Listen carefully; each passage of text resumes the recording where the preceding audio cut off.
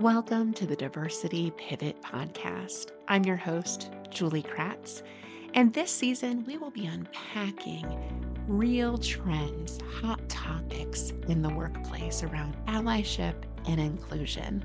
Our goal is that each week you leave with tangible tools, information, practical strategies that you can take back to allies at your organization. Let's dig in to this week's topic.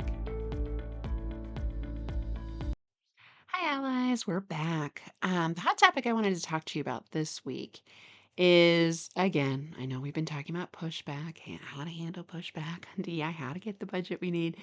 Another hot topic and a solid idea that I love that a lot of our clients are doing inclusion week long or month long events.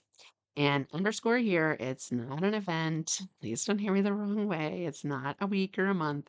But having an inclusion week, having an inclusion month really brings like a nice focus on inclusion that doesn't feel as check the boxy one and done. And so, what I love about this structure, and the first time I worked with an organization, this was back in 2020, even before the events of that summer, I worked with Intel actually, and they had an inclusion month and they had programming every day. Every day they had a hot topic and they were pretty far along in the journey. So they had me come in and talk about privilege, which was very interesting.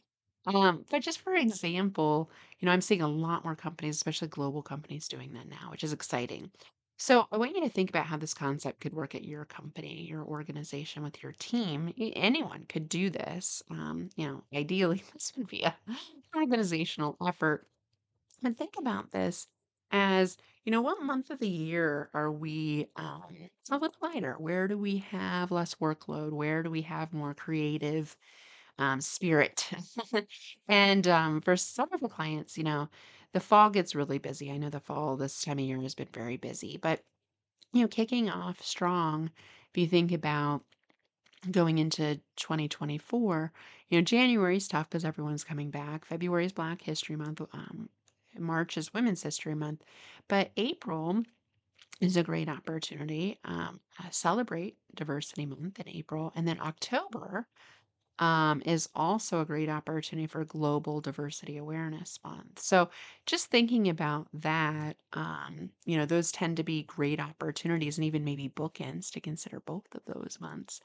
But what you want to do is really think about what programming would be most successful.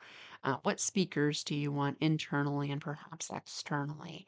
And then, once you have kind of a resource need in mind, I would really make sure that senior leadership is a part of that initial kickoff and framing for that why for the month. Why are we doing this? Because that's the first thing people are going to ask that don't get it. Why are we doing this? What about my month? It's every month, but just make sure you have the why, that everybody is singing from the same song sheet in that senior leadership team. Everyone can speak to the why for the work. So you want to make sure there's alignment from the top. So the CEO, the COO, the CFO, here you're definitely going to need for resourcing. It just tone that this is a part of our culture and this is how we're expected to behave. I love a hybrid approach where we use short videos, all employee meetings, existing corporate communications as kind of that kickoff. And then even having a spotlight for each senior leader to say, why does inclusion matter to us as an organization? Why does it matter to you as a leader? And just doing these 1 minute vignettes can be really lovely to pepper in your existing communication. So start with the top. As we do all DEI work, make sure you got alignment on the why and you have them a part of the upfront communication about it. Then what you want to do during however you decide to do the programming, short videos, discussion guides, live events, virtual programs, I really like kind of a hybrid approach to all this so that your global employees and folks outside the US can participate. So what you want to do is make sure you're tracking participation. This is a big miss. And we've been doing this a lot with Zoom registration with some of our clients. We can pull attendance lists and we can actually see who attended the full time, which is also super telling. But whether or not DEI training should be mandatory is a constant debate. My stance on it is somewhere in between, same with most things. I don't love the word mandatory or required. I do love the word expected. But when we make it an expectation, a part of your performance and part of your job, that's where we start to see traction. When you make it voluntary, you know who comes, right? The people that already get it. So I like something in between.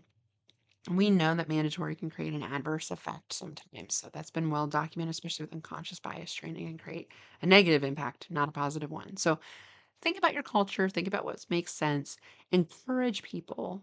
I expect everyone to attend at least one event or do at least one of these activities, right? Set a minimum threshold for everyone. And that means setting the expectation that inclusion is part of everyone's job, especially leaders, right? So if people leaders aren't dedicating time to this or scheduling over things with their team, it's going to signal right away like this isn't really that important. So think about this is an opportunity for me to learn, to grow, to do my job better. The more I learn about other human experiences, the chances are, even for us, people in accounting and engineering, got to work with people. I got to work with people in a global world now. So make sure people understand the benefits of it. This is something that we see as additive. This is something that we see as positive, and most employees recognize this as positive. So have a registration page, participation report. Make sure you have activities people can engage in so you can track engagement as well, and tweak, if you're not getting the kind of engagement you want. But when we do kind of open enrollment events that aren't required, most of our clients can get a third of the organization there, especially if they've championed it, maybe 50%.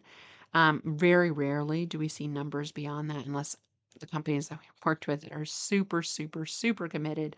Absolutely. And if you can record it, right, you can always say, hey, if you can't attend live, you got, a deadline, work, something, life. Um, our expectation is you will watch the recording and do the activities, right? Having a discussion guide, having a workbook to go along with it really helps to reinforce the learning. And you can do some team building exercises with those workbooks too. So, really nice way to kind of thread the needle on the training. And then the last key piece, if you want to do an inclusion month, I would showcase a diverse array of topics and speakers. So, no matter how you design the programming, we all have biases, and the speaking world sadly still lacks a lot of diversity, right? We know that white women, myself included, are leading a lot of diversity efforts. So, what I encourage you to do, and this is what we've done with our facilitation team, have folks with the lived experience, whether that's disability, LGBTQ plus, women, people of color. Make sure we have a cross section and that's intersectional, right? So we never want to put up a panel that looks like a man, just code for white male panel, which many, many panels not in the diversity world have a big struggle still today of doing or even tokenizing having one woman and one person of color, which seems, not genuine.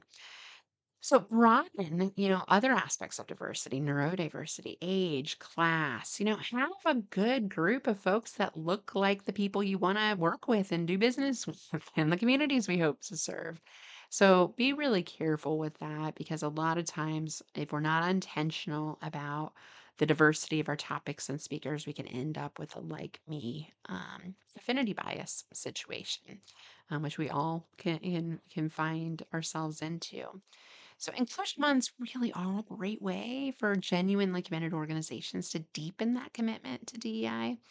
Extend these commitments year round. So please hear me say it's not just a one and done month. The idea I frame kind of like an April and October, those are 6 months apart. Those are celebrate diversity and global diversity months anyway. What a great opportunity to leverage those months. And those tend to be um, less filled with other activities and travel and holidays, etc. So think about the why and getting senior leadership up front, track participation, set that expectation for people to participate in at least so many activities, especially those people leaders. And then just watch out for our affinity biases that we all have some of the time. Make sure you have that diverse array of speakers and topics. Speaking of hot topics, we'll be back next week with another one, Allies. Thank you for listening to the Diversity Pivot podcast. My hope is that you walked away with a tangible tool, insight, or information that you can share with other allies on the journey. If you liked this week's episode, please leave us a review. Your feedback means a tremendous amount to us. We'll be back next week with another hot topic.